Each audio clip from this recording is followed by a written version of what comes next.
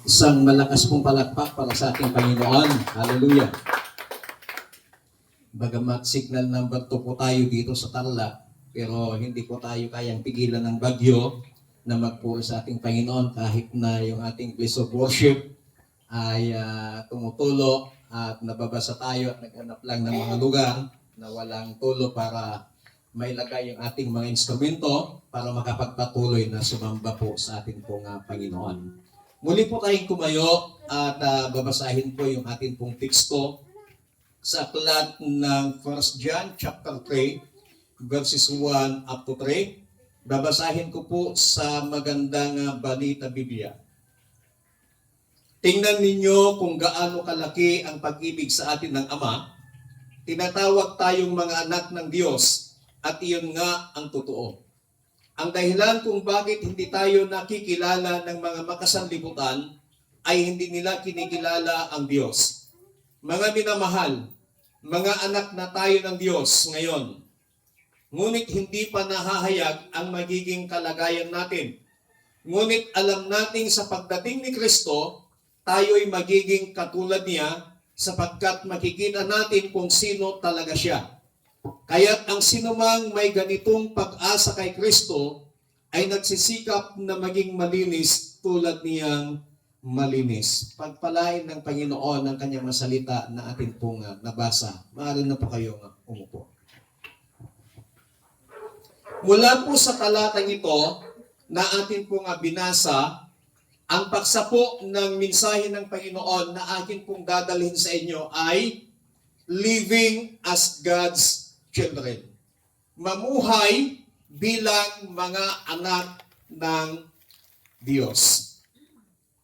Mga anak po ba tayo ng Diyos? Itong atin pong teksto, itong 1 John chapter 3 verses 1 up to 3 ay isa pong makapangyarihan na salita ng Panginoon na nagpapaalala po sa atin kung sino tayo sa harapan ng Panginoon dahil doon sa pag-ibig ng Diyos sa atin. At makikita din po natin dito sa ibang versikulo ng ating pong binasa ay inaanyayahan po tayo ni Apostol John na kung saan ay atin pong alalahanin, atin pong isipin kung gaano kalaki yung pag-ibig ng Diyos na ibinigay niya sa atin hanggang sa tayo ay tinawag niyang mga anak ng Diyos. Ang tao na nilikha ng Panginoon na walang kasalanan at dahil doon sa pride, dahil sa pangarap ng tao na gusto niyang maging katulad ng Diyos, at dahil doon sa pagsuway ng tao, doon sa utos ng Panginoon, ang taong ito ay naging makasalanan sa harapan ng Panginoon. At dahil sa kasalanan, naging kaaway ng Diyos ang tao. Kaya nga, ang tao dapat maparusahan dahil sa kanyang kasalanang ginawa. Ang tao ay dapat na mapako sa krus at ang tao ang dapat na mamatay. Pero hindi po hinayaan ng Panginoon. Despite sa katotohanan na naging kaaway ng Diyos ang tao dahil sa kanyang pagsalangsang, dahil sa kanyang pagsuway sa Panginoon at dahil sa kasalanang ginawa niya sa Diyos, hindi pa rin hinayaan ng Panginoon na maparusahan niya ang kanyang mga anak. Kaya ang kanyang ginawa ay ibinigay niya ang kanyang bugtong na anak upang ang taong nagkasala sa kanya ay tubusin sa kanilang mga kasalanan sa pamamagitan ng dugo ng ating Panginoong Jesucristo, sa pamamagitan ng kamatayan ng ating Panginoong Jesucristo. So ganun po kalaki yung pagmamahal sa atin ng Panginoon. Kaya bilang anak ng Diyos, dahil sa labis na pagmamahal ng ating Panginoon, at kinikilala at tinatawag niya tayong anak ng Diyos, dapat mamuhay po tayo, makita po sa atin yung pagiging anak ng Diyos. How should we live as God's children? Papaano po tayo mabuhay bilang mga anak ng Diyos? In our text, there are some ways to live as God's children. May mga iba't ibang kaparaanan o pamamaraan kung papaano tayo mabuhay bilang anak ng Diyos. Number 1, sa verse 1 ng ating pong teksto, ang sabi po dito, tingnan ninyo kung gaano kalaki ang pag-ibig sa atin ng Ama. Tinatawag tayong mga anak ng Diyos at iyon nga ang totoo. Ang dahilan kung bakit hindi tayo nakikilala ng mga makasanlibutan ay hindi nila kinikilala ang Diyos. Unang pamamaraan kung papaano tayo mabuhay bilang anak ng Diyos, remember who you are. Alalahanin mo kung sino ka.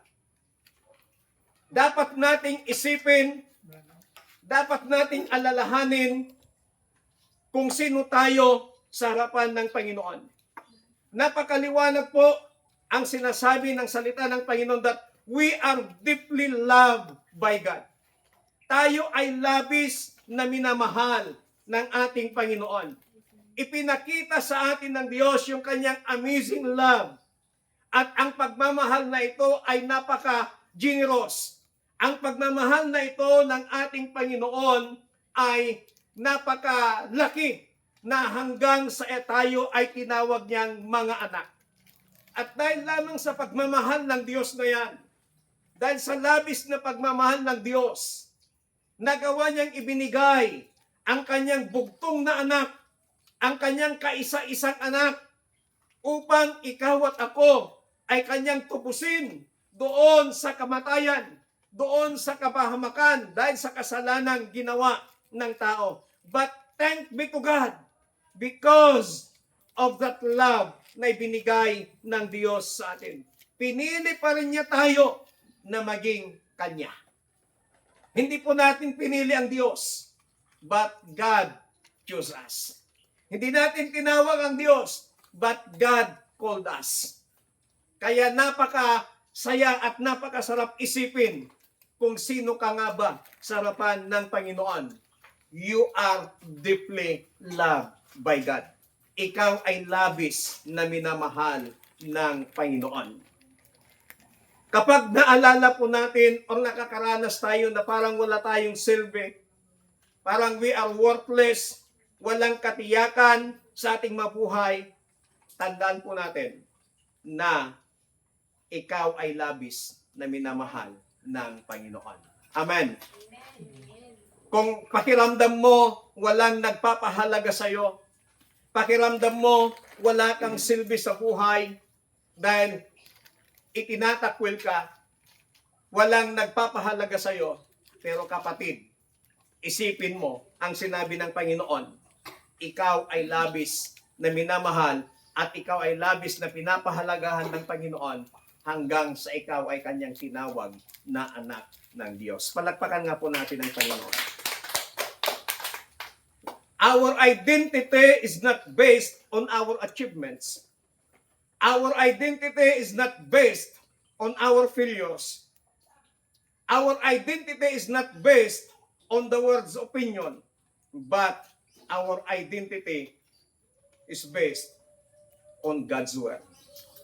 Yung ating pagkakakilanlan ay hindi nakabase sa iyong natapos sa buhay.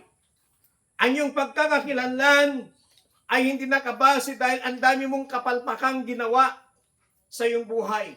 Ang dami mong ginawang pagkakamali, ang dami mong ginawang pagkakasala.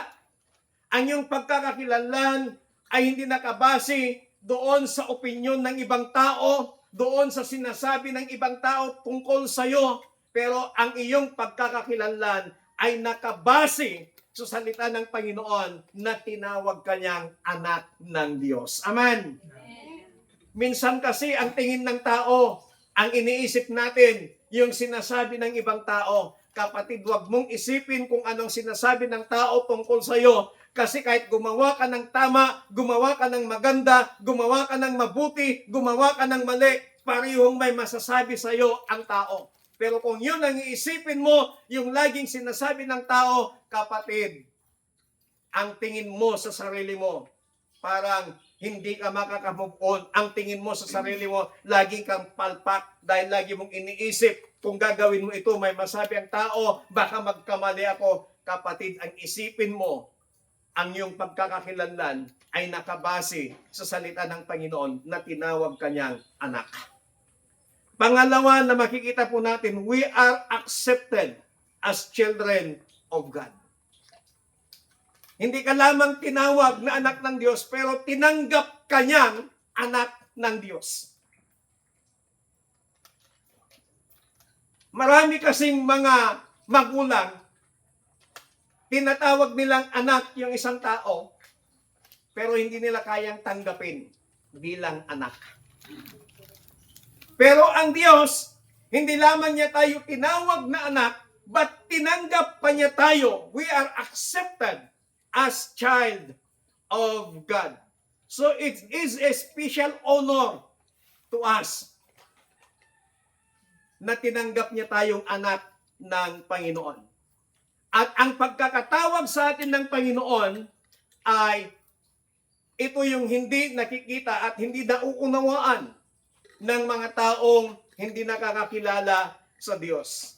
Kaya mga kapatid, we must live with confidence and joy in our identity as a children of God.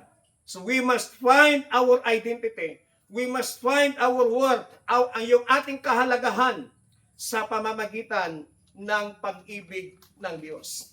Hanapin natin yung ating kahalagahan, hanapin natin yung ating pagkakakilanlan sa pamamagitan ng pag-ibig ng Panginoon, hindi doon sa opinyon ng ibang tao, but doon sa sinasabi ng salita ng ating Panginoon.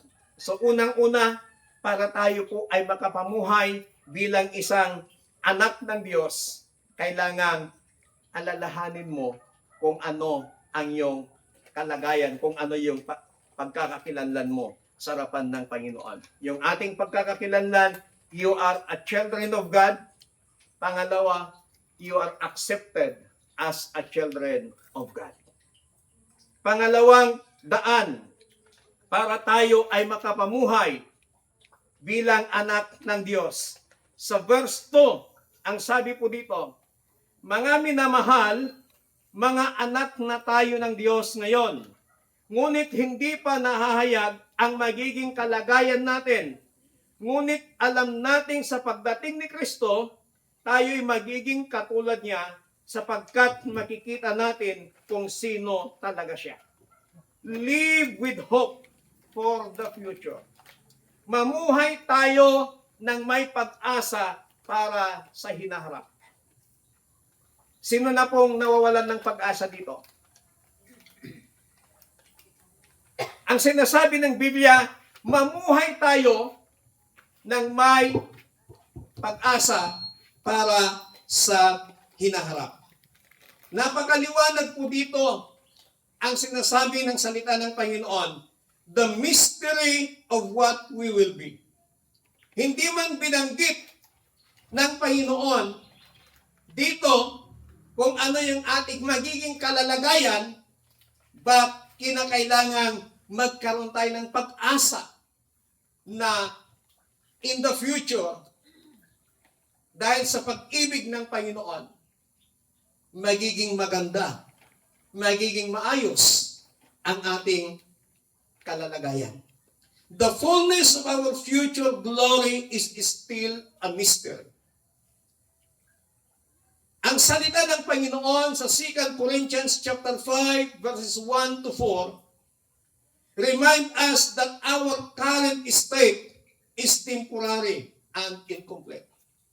Pinapaalala sa atin ni Apostol Pablo ng ating kasalukuyang kalagayan ngayon ay temporaryo lamang at hindi ito kumpleto. We must embrace the unknown with faith, trusting God for His perfect plan to us. Yakapin po natin sa pamamagitan ng ating pananampalataya yung mga bagay na hindi pa po natin nakikita na sinasabi ng salita ng ating Panginoon. Magkaroon tayo ng pag-asa para sa ating hinaharap. The assurance of transformation at Christ coming. Ano pong sabi niya dito sa verse 2b? Ngunit alam natin sa pagdating ni Kristo, tayo'y magiging katulad niya sapagkat makikita natin kung sino talaga siya. Yung ultimate na transformation po natin ay yung pagbabalik ng ating Panginoong Jesucristo. Sapagkat makikita natin ng mukhaan ang ating Panginoong Jesucristo. Makikita natin na yung source ng ating pag-asa walang iba kundi ang ating Panginoong Hesus. At ang pangako ng complete restoration and glorification ay mangyayari na po sa atin kapag dumating na ang ating Panginoong Jesucristo. So this promise of God will complete yung ating pananampalataya na magpatuloy na maglingkod sa Panginoon. At itong mga pag-asang ito na binanggit sa verse 2, naway ito yung mag-motivate sa atin. Naway ito yung magbigay sa atin ng perseverance. Naway ito yung mag-motivate sa atin na magkaroon ng kagalakan sa ating pong paglilingkod sa Panginoon. Because mararanasan natin, mangyayari sa buhay po natin yung total, yung complete restoration sa ating mga buhay sa pagbabalik ng ating Panginoong Kristo. So as children of God, we must live with hope for the future. Mamuhay tayo ng may pag-asa para sa hinaharap. Huwag kang mawalan ng pag-asa. Ang sabi nga po nila, habang may buhay, may pag-asa. Yes, totoo po yan. Yung buhay po natin dito, sobrang hirap ang nararanasan mo. Yung buhay natin dito sa ibabaw ng lupa, ang daming mga pagsubok, ang daming mga problema na hindi ka nawawalan, hindi pa nga nasusolve ang problema mong isa, hindi pa nga natatapos yung pagsubok mo, meron na naman, sunod-sunod, sabay-sabay. Pero kapag nakikita mo na meron kang magandang pag-asa in the future, ito yung mag-motivate sa'yo na patuloy na maglingkod sa Panginoon ng may kagalakan sapagkat ikaw ay naniniwala at nananampalataya that in the future, lahat ng nararanasan mo ngayon, mararanasan mo o babaguhin lahat ng Panginoon. At ikaw ay makakapiling, makakasama ng Diyos na napako sa krus ng Kalbaryo. Makakasama at makikita natin yung Diyos na tumawag sa ating mga anak. Makakasama at makikita po natin yung Diyos na tumanggap sa atin bilang tayo'y kanyang mga anak. Palakpakan po natin ang Panginoon. Pangatlo at ang panghuli. Sa verse 3, ang sabi po dito, kaya't ang sinumang may ganitong pag-asa kay Kristo ay nagsisikap na maging malinis tulad niyang malinis. We must pursue a pure life today. Bilang isang mga anak ng Diyos, mamuhay tayo na ipinagpapatuloy yung isang buhay na malinis sa harapan ng Panginoon magmula noong tinanggap natin ang Diyos hanggang sa kanyang muling pagbabalik. Make choices that reflect a heart set on Christ and walk in purity and not compromise. God called us to live a pure life. Tinatawag tayo ng Diyos na mamuhay ng malinis na pamumuhay. Ano bang ibig sabihin ng pure life? O yung malinis na pamumuhay, it means to actively seek to live in a way that is free from sin, aligned with God's character, and shaped by the hope of seeing Jesus one day. Kapag sinabi natin malinis na pamumuhay, ibig sabihin ito ay sinisikap mong mabuhay na maging malaya sa kasalanan. Yung inawit po natin kanina na malayang malaya. Dahil tayo ay pinalaya na ng ating Panginoon mula sa sumpa ng kasalanan, tayo ay pinalaya na ng Diyos mula sa kasalanan, at tayo ay tinawag ng Panginoon, tayo ay minahal ng Panginoon, tayo ay tinanggap ng Panginoon bilang kanyang mga anak. Kaya dapat nating sikapin na mamuhay na malaya sa kasalanan. Mamuhay na hanapin nating maging malaya tayo sa kasalanan, na huwag magpaalipin sa kasalanan, kundi magiging malaya po tayo sa kasalanan, sapagkat ang sinasabi ng salita ng Panginoon, tayo po ay pinalaya na ng Diyos mula doon sa kapangyarihan ng kasalanan. Kaya huwag na tayong muling magpaalipin pa doon sa kasalanan na tayo ay matapos ng pinalaya ng ating pong Panginoon. Mamuhay tayo na naka-align sa katangian ng Panginoon. Ano ba yung karakter ng Diyos? The character of God, He is holy. Siya po ay mapagmahal. Siya po ay mahabagin. Yun po yung mga karakter ng Panginoon. Napakarami pong mga karakter ng Panginoon. Kaya dapat sa pamumuhay po natin nakalinya, naka-align doon sa katangian ng ating pong Panginoong Diyos. Pangalawang ibig sabihin ng pure life, it's not about being perfect, but about making a daily effort to become more like Christ.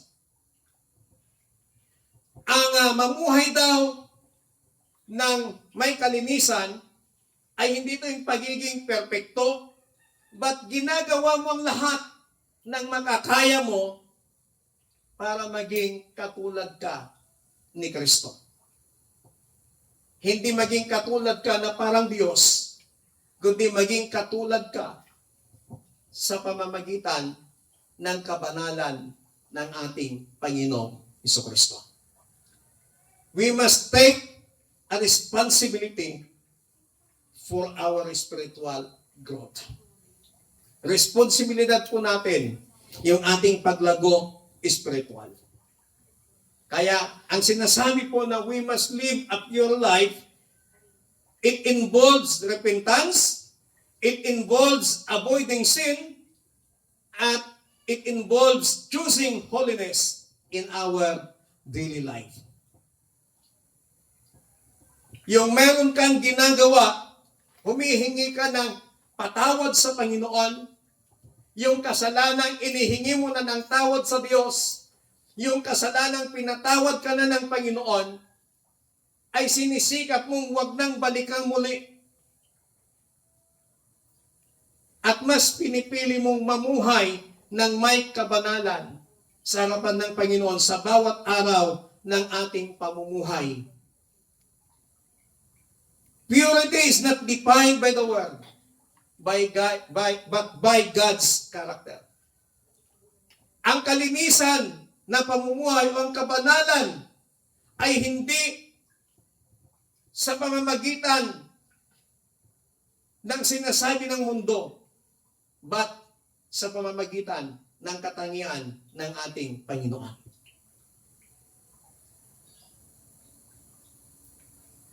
Grabe po yung nangyayari sa ating bansa. But as a Christian, huwag na tayong sumabay sa ginagawa na nangyayari sa ating bansa. Sa mga may trabaho, pakita natin yung pagiging buhay nating malinis. Ano pong ibig sabihin nun? Huwag tatanggap ng anumang suhol. Huwag tatanggap ng anumang mga ibinibigay nila para lamang makipagkompromiso ka sa ginagawa nila na kababalaghan sa isang kumpanya para magkaisa sila, makipagkaisa ka sa kanila sa kanilang ginagawang pangungupit ng koleksyon ng isang kumpanya. At bilang isang Kristiyano, ipakita mo yung pagiging buhay mo na malinis sa harapan ng Panginoon. At kapag nangyari po yun, at kapag natuwa sa iyo ang Panginoon, kapatid, higit pa doon sa iniaalok ng mundo ang ipaparanas sa iyo ng Panginoon. Amen. Naalala niyo si Solomon? Ang sabi ng Panginoon kay Solomon, Solomon, humingi ka, anumang hingin mo, ibibigay ko sa iyo. Alam niyo po ninyo yung hiningi ni Solomon sa Diyos? Hindi siya humingi ng kayamanan. Ang hiningi ni Solomon sa Panginoon, inilagay mo ako bilang hari ng Israel, hindi ko kaya pamunuan ito. Bigyan po ninyo ako ng wisdom. Bigyan po ninyo ako ng knowledge. At ang sabi ng salita ng Panginoon na mababasa po natin, natuwa ang Diyos sa hiningi ni Solomon. Kaya ang sabi ng Diyos sa kanya, at kahit hindi mo hiningi ang kayamanan, ipagkakaloob ko din sa iyo. Tingnan po natin. Ang sabi ng Diyos kay Solomon, hingin mo ang anumang bagay. Hingin mo ang gusto mong hiningin at ibibigay ko sa iyo. Pero makikita po natin, hindi kayamanan, hindi material ang hiningi ni Solomon. Ang hiningi ni Solomon is wisdom. Ang hiningi ni Solomon is knowledge. Yung kaalaman at karunungan. Ang kaalaman po natin ay nasusubok. Kaya nung humingi ng kaalaman ng wisdom at knowledge, si Solomon, sinubok ng Diyos, nasubok yung kanyang karunungan. At mayroong dalawang babae na sabay na nanganak. Yung isa, namatay yung anak niya, at yung isa, buhay. Kaya ang ginawa ay ipinagpalit yung anak dahil hindi matanggap ng isang nanay na namatay yung kanyang anak. Kaya nagkaroon ng pag-aaway. Iniharap kay Solomon. Ang sabi nung hindi tunay na nanay, ang sabi nung babae na nagpalit sa kanyang anak na namatay doon sa anak ng isang kasabayan niya na buhay, ang sabi niya, sige, hatiin ng bata. Mas maganda para walang makikinabang. Pero anong sagot nung yung tunay na nanay? Huwag niyong saktan ng bata. Ibigay niyo na lamang sa kanya, basta huwag niyo lamang kung sasaktan ng bata. So doon, na-test yung karunungan, yung kaalaman ni Solomon. Kaya nag-decision si Solomon, ang tunay na nanay ng bata ay yung babaeng ayaw saktan yung bata. Kaya ibigay yung bata doon sa tunay na nanay. Kaya nakilala na balita mula sa iba't ibang bansa ang nangyari. Kaya dinayo si Solomon at ang sabi ng Biblia, siya yung naging pinakamatalinong tao na nabuhay noong kanyang kapanahunan. At siya yung taong pinakamayaman. Kasi lahat ng bumibisita sa kanyang mga hari, may daladalang mga kayamanan inireregalo nila kay Solomon. Bakit nangyari yon? Dahil natuwa ang Diyos kay Solomon. Kapatid, kapag natuwa ang Panginoon sa buhay mo, kung paano ka mabuhay bilang anak ng Diyos, kapag natuwa siya, kahit hindi mo hinihingi ang isang bagay, ibibigay sa iyo ng Panginoon. Kasi tuwang-tuwa sa iyo ang Panginoon. Tayo pong lahat ay tumayo. Lagi po nating tandaan, God loves you. Lagi po natin tandaan, you are His child. You are becoming more like Jesus. And live like a child of God. Love, secure, and pure. Mamuhay po tayo bilang mga anak ng Diyos na labis na pinapahalagahan, labis na minamahal, at labis na iniingatan ng ating Panginoon. Hallelujah. Muli nga nating awitin yung inawit natin kanina sa worship. Diyos ka sa amin. Hallelujah.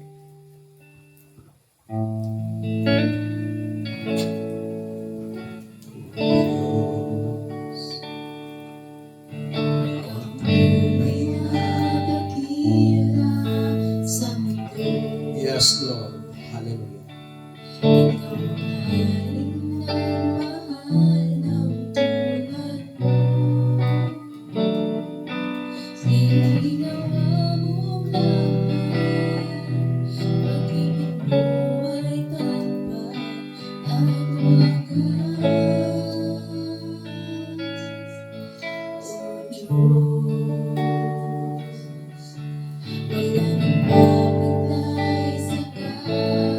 Yes, Lord. Hallelujah. Itataas sa buhay ko. Amen. Hallelujah. Sundi ang loob mo, iparinig ang naisip ko. Sa lahat ng panahon, Diyos ka sa amin, sa lahat ng oras. yan para sa Yes, Lord. Hallelujah. Panginoong Jesus, purihin ka. Dakilain ka sa buhay ko. Di nagbabago, Diyos ka sa amin, tanging sandigan. Yes, Lord. Hallelujah. Panginoon Jesus, purihin ka. Dakilain ka sa buhay ko. Aming Ama. Mga kapatid, tayo ay mga anak ng Diyos. Tinawag tayong anak ng Diyos. Tayo ay tinanggap ng Panginoon bilang kanyang mga anak. At dahil doon, God called us to live a pure life. God called us to live with hope for our future. And God called us to remember who we are in the sight of God. Kapatid, you are loved, you are accepted, you are children of God. Kaya live as a children of God. Panginoon, maraming salamat sa inyong masalita namin pong napakinggan sa umagang ito. Salamat dahil tinawag mo kaming mga anak mo. At hindi lamang mo kami basta tinawag, kundi tinanggap mo kami bilang mga anak mo. Salamat po, Panginoon, sa pagmamahal na yan. Salamat sa bagong pagkakakilanlan na ipinagkaloob po ninyo sa amin.